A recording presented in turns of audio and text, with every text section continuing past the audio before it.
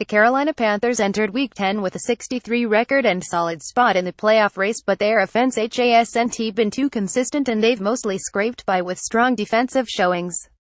So it was clearly an encouraging sign when they hosted the 44 Miami Dolphins Monday night and blew the doors off on their way to a 4,521 win.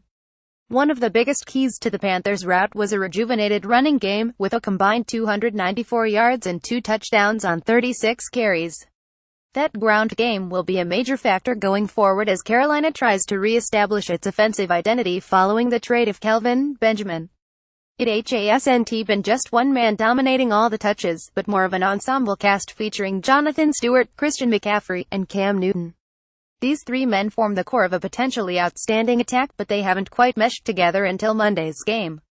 After that performance, we can see a clear path forward for this offense. Stewart is the grizzled veteran, an old-school grinder who's happy just pounding it up the middle.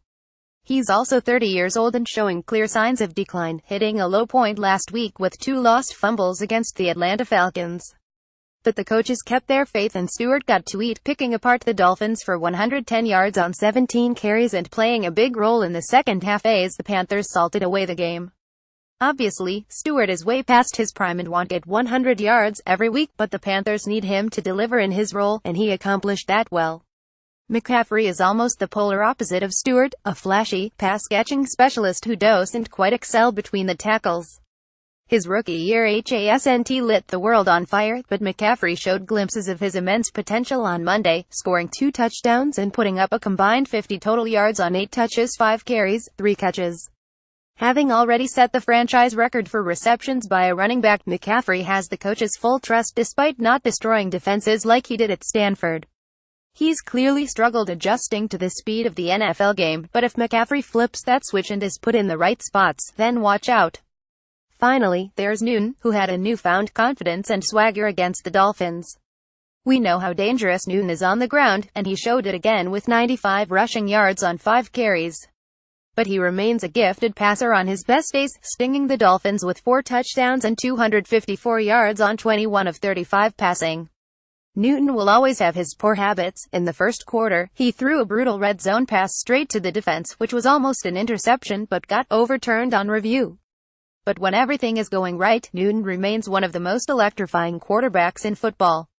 We already saw what he's capable of during his 2015 MVP year, and if that version of Newton comes back, the rest of the NFC should be on alert. The Panthers are sitting pretty heading into the holiday season. They now get to enjoy their bye week at 73, well in position for a wild card spot, and still a half game behind the 72 New Orleans Saints for the NFC South lead. All eyes will be on their Week 13 rematch, which could go a lot differently than the Week 3 game. There, the Saints blew out the Panthers 3,413, and Carolina will be eager to avoid a repeat. They'll give themselves a better chance if the offense can establish a more consistent identity. It feels like the Panthers are still underrated, which is understandable. Despite having Newton, they don't play the most exciting brand of football, run the dang ball, play defense, and are prone to baffling missteps at times. That 173 loss to the Chicago Bears really sticks out like a sore thumb now. Still, Coach Ron Rivera has always been steadfast in his vision, and when it's executed well, the Panthers are one of the league's hardest teams to figure out. And when they can run the ball as well as they did against Miami, in addition to a great defense, they're almost unstoppable.